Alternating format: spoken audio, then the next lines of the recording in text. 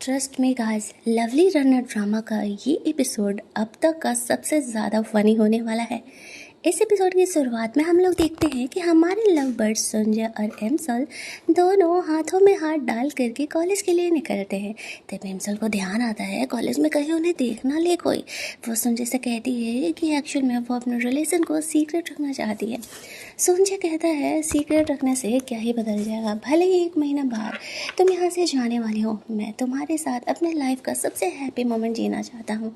वो उसका हाथ पकड़ के बोलता है कि मैं प्रॉमिस करता हूँ 1 महीने बाद अगर तुम अपनी दुनिया में चली भी जाओगी और इसके बाद फिर तुम्हारा मेमोरी लॉस होगा और जो भी यहाँ पर मिस क्रिएट होगा वो मैं सबको संभालने वाला हूँ।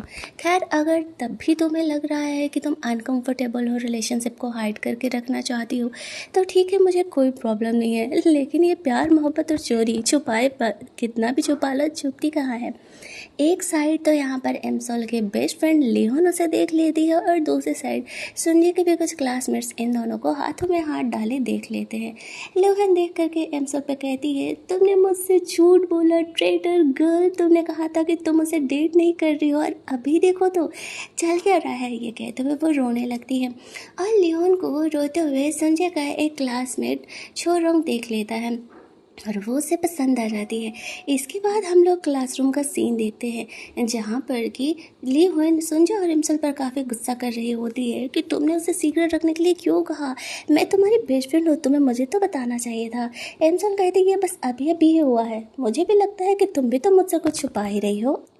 अब यहाँ पर छुपा तो रही थी लियोन, इसलिए वो चुप हो जाती है। संजय को डांटने लगती है कि अगर तुमने एमसल को दोबारा कभी रुलाया तो मैं तुम्हारी पिटाई करूँगी। तो संजय कहता है मेरा एक फ्रेंड तुम में इंटरेस्टेड है। तो लियोन तुरंत ही बिहेव चेंज कर लेती है और संजय को अपना नंबर देते हुए कहती है उस लड़की को दे देना और कहना कि मैं उसके साथ ब्लाइंड डेट पर जाने के लिए तैयार हूँ। अच्छा, तुम दोनों अपना लव बर्ड्स एंजॉय करो, मैं चली।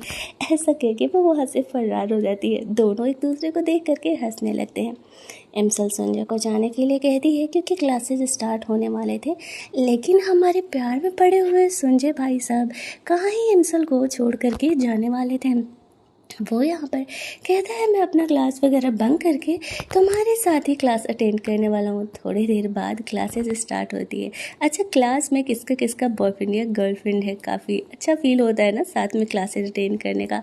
ये लोग भी यही टाइम एंजॉय कर रहे होते। एमसल क्लासेस पे फोकस की हुई थी तो सोचा बार बार उसे परेशान कर रहा था। टेबल के नीचे कभी उसका हाथ पकड़ लेता है, कभी उसे छेड़ रहा था। ये लोग काफ़ी ज़्यादा भला एंजॉय कर रहे होते हैं, लेकिन इस ड्रामा में आगे बहुत कुछ होने वाला है उल्टा। वहाँ से बाहर निकलने के बाद वो लोग डिसाइड करते हैं कि वो लोग रेस्टोरेंट में खाने के लिए जाएंगे।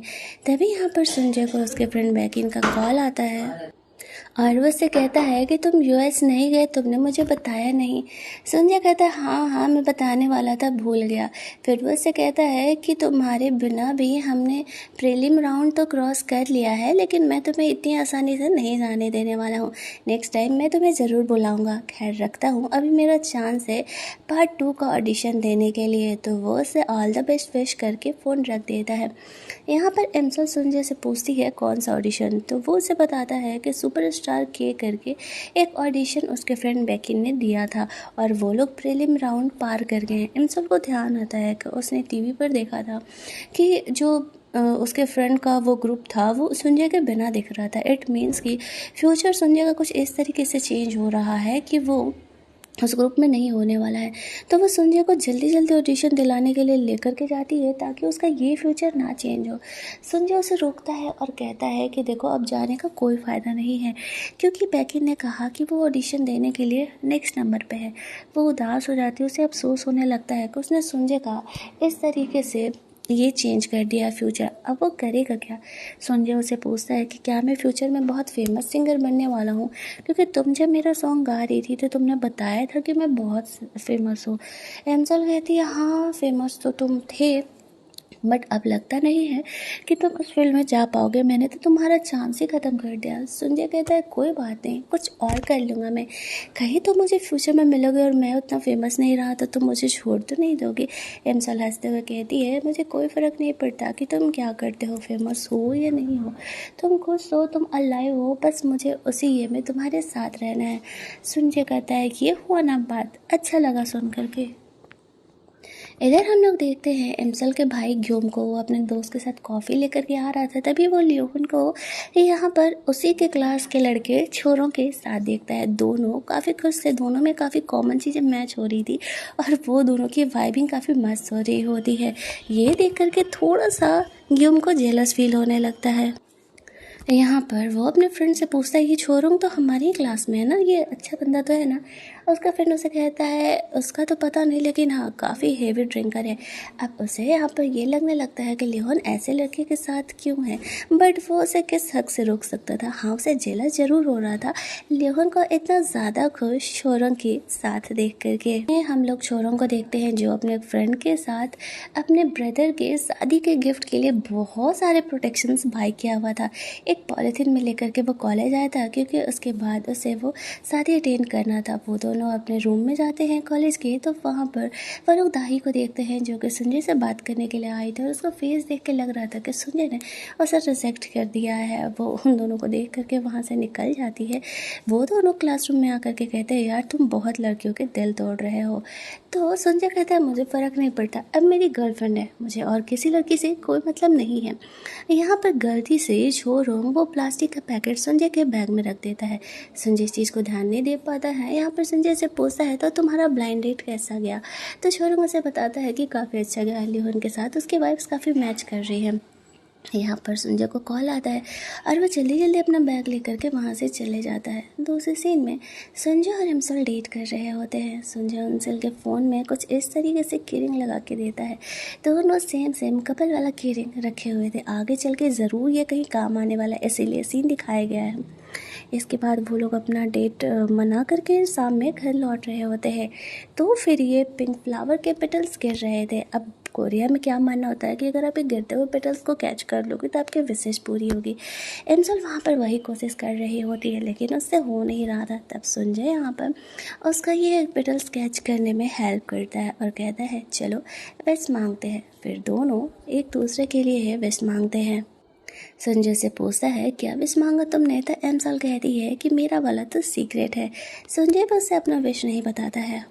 फिर वह से कहता है कि वैसे आई थिंक कि मेरा विश पूरा हो गया। वो कह के उससे चिक्स पर किस कर लेता है। एमसल यहाँ पर शाई फील करने लगती है, संजय कितना क्यूटी पाई बिहेव कर रहा है। आगे बढ़ के फिर वो से किस करता है और दोनों हंसते खेलते घर लौट रहे होते हैं। दोनों में से किसी को घर जाने का मन नहीं था। इस बार ना एमसल संजय की हर बातों को हाँ कह रही थी। जैसे कि पहले संजय उसकी बातों को हाँ कहा करता था, लेकिन एमसल कहती नहीं, काफ़ी रात हो गया, आई थिंक कि हमें घर जाना चाहिए। संजय कहता है, आई थिंक कि हम कहीं और जा सकते हैं। वो उसे उसी के शॉप में शायद लेकर के जाता है डीवीडीज दिखाने के लिए, और फिर दोनों काफ़ी लेट नाइट मूवी देख रहे होते हैं। लेकिन एमसल के दिमाग में तो कुछ और ही शैतानी चल रहा था। अब संजय जैसे हैंडसम बंदे के साथ ऐसे लेट नाइट मूवी डेट पर जा करके कोई भला कैसे ही कंट्रोल कर सकता है। वो खुद की फीलिंग को कंट्रोल करने का कोशिश करती है। यहाँ पर वो लोग ओशन का सीन देख रहे होते हैं। एंजल कहती है ओशन काफ़ी प्यारा है, तो संजय कहता है तो चले हम लोग ओशन घूमने के लिए, तुम्हारे समय में जाने से पहले। एंजल इस चीज़ के लिए ओके कह देती है। यहाँ काफ़ी रोमांटिक सीन क्रिएट होता है। संजय काफ़ी प्यार से एमसल को फेस टच करता है और उसके करीब आने लगता है। एमसल को लगता है कि वो उसे किस करेगा, इसलिए वो अपनी आंखें बंद करने लगती है। लेकिन संजय यहाँ पर बगल से उसका रिमोट लेकर के कहता है, मैं तो रिमोट ले रहा था ताकि 1 मिनट और टीवी रिवाइंड कर सकूँ। क्या हम भी 1 मिनट पास्ट में चले, अगर तुम मुझे मौका दोगी तो मैं वापस से तुम्हें किस कर सकता हूँ। एमसल उसे धक्का देते हुए कह दिए, ऐसा कुछ नहीं है, तुम ना वहाँ गली में मुझे इस तरीके से किस करके फरार हो गए थे, बस इसलिए मैं कंफ्यूज हो गई थी। संजय उसकी बातों को सुन करके हंसने लगता है। थोड़ी देर बाद वो मूवी देखते देखते सोने लगती है। संजय उसका सर अपने कंधों पर रख लेता है, सोचता है कि काश समय यहीं रुक जाता। अगली सुबह जब इमसल जगती है तो देखती है कि वो संजय के गोद में सो रही है और उसने उसकी शर्ट पर कुछ ज़्यादा ही ड्रॉलिंग कर दिया है, जैसे कि उसका शर्ट भीग गया है। संजय सो रहा है खुद, वो जल्दी जल्दी उसकी शर्ट को ड्राई करने लगती है। लेकिन कुछ सेकंड्स बाद संजय हंसने लगता है। वो कहता है कि मैं सोया ही नहीं, लेकिन तुम ये बताओ कि तुम इस तरीके से मेरा शर्ट क्यों ड्राई कर रही थी। एमसल उसे बहाना करती है कि एक्चुअल में तुम्हारी शर्ट पे कुछ लगा था। संजय देखने का कोशिश करता है कि कहीं उसने ड्रॉ तो नहीं किया, लेकिन एमसल उसे रोक लेती है और उसका कॉलर गलती से पकड़ लेती है। इधर शॉप में एंजल का भाई आ रहा था और दूसरा संजय उठने का कोशिश करता है तो गलती से एमसल से संजय का शर्ट फट जाता है। ये सीन इतना फनी था ना कि रियल ड्रामा में देखने के बाद मैं तो हंस हंस के पागल हो गई थी। आगे और भी फनी सीन्स आने वाले हैं। यहाँ पर उसके भाई के साथ साथ गियोम के साथ साथ सुंजय की मॉम भी, इमसल की मॉम भी आ जाती है और वो लोग सुंजय और इमसल को इस कंडीशन में पकड़ लेते हैं। यहाँ पर इमसल बेचारी इस चीज़ को सीक्रेट रखने वाली थी और वो तो पूरे उसके घर वालों के सामने ही यहाँ पर रिवील हो गया। इमसल की मॉम समझ जाती है कि संजय गली में जैसे किस कर रहा था कोई और नहीं, उसकी बेटी है। यहाँ पर हल्ला सुन करके संजय के डैड भी आ जाते हैं। इस तरीके से उसके बेटे की पिटाई होते हुए देख करके वो लोग आपस में लड़ने लगते हैं। गजबे दोनों परिवार आपस में लड़ रहा होता है।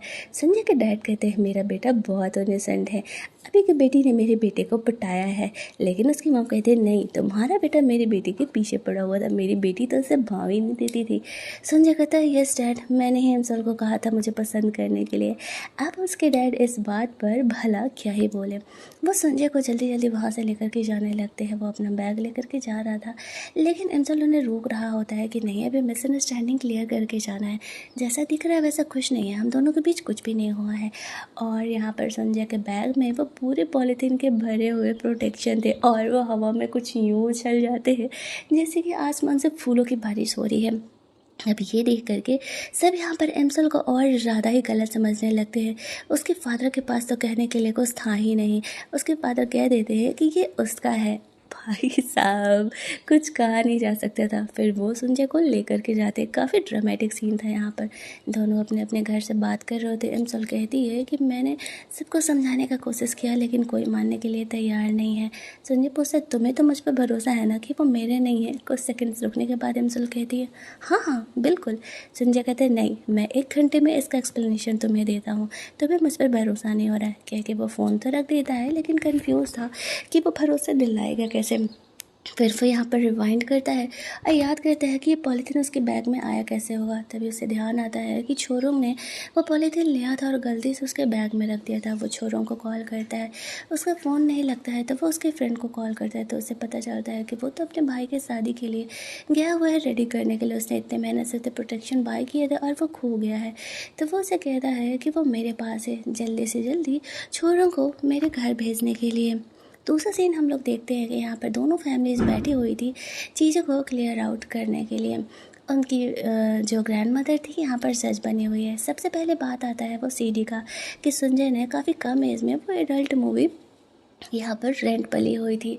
तो यहाँ पर संजय से बताता है कि एक्चुअल में इमसल की ब्यूटी से इतना ज़्यादा शॉक्ड हो गया था कि उसे समझ में ही नहीं आया कि वो क्या बुक कर रहा है, और जो भी उसके हाथ में लगा बस उसने बुक कर लिया। और दूसरा प्रूफ ये था कि वो लोग तो उस टाइप के सीडीज़ प्ले ही नहीं करते, उनके पास डीवीडी प्लेयर है। इट मीन्स कि अगर उसने वो रेंट पर लिया भी है तो उसे कभी चलाया नहीं है। चलो ये तो क्लियर हो गया। दूसरा बारी आता है कि अच्छा ठीक है, तो तुम ये बताओ कि आखिरकार वो उतने सारे प्रोटेक्शन तुम्हारे बैग में कर क्या रहे हैं। तो संजय से कहता है कि वो मेरे नहीं, मेरे फ्रेंड का है। ग्योन में से कहता है कि हाँ, अब तो बस यही बहाना करने के लिए रह गया, कौन ही इसकी बात को मानने वाला है। यहाँ पर संजय कहता है कि नहीं, सच में वो मेरे फ्रेंड का है और वह इस चीज़ को भरोसा दिलाने के लिए यहाँ पर आने भी वाला है। वो काफ़ी बेसब्री से छोरों का इंतज़ार कर रहा था लेकिन वो आ ही नहीं रहा होता है। यहाँ पर संजय के डैड संजय को वहाँ से लेकर के जा रहे थे कि चलो, हमें इन्हें कुछ भी एक्सप्लेन देने की ज़रूरत नहीं है। लेकिन तब तक यहाँ पर चौरंग आ जाता है और कहता है कहाँ है मेरा वो प्लास्टिक बैग। यहाँ पर ये भी जो भी मिसअंडरस्टैंडिंग थी वो क्लियर हो जाती है। अब यहाँ पर संजय और हिमसल काफ़ी खुश थे कि अब तो ये दोनों क्लियर हो चुके हैं ये सारे मिसअंडरस्टैंडिंग से। और ड्रामा का ये वाला पार्ट हमारा यहाँ पर कंप्लीट होता है। जल्दी जल्दी से मिलते हैं हम लोग इस कहानी के एक और नए पार्ट में।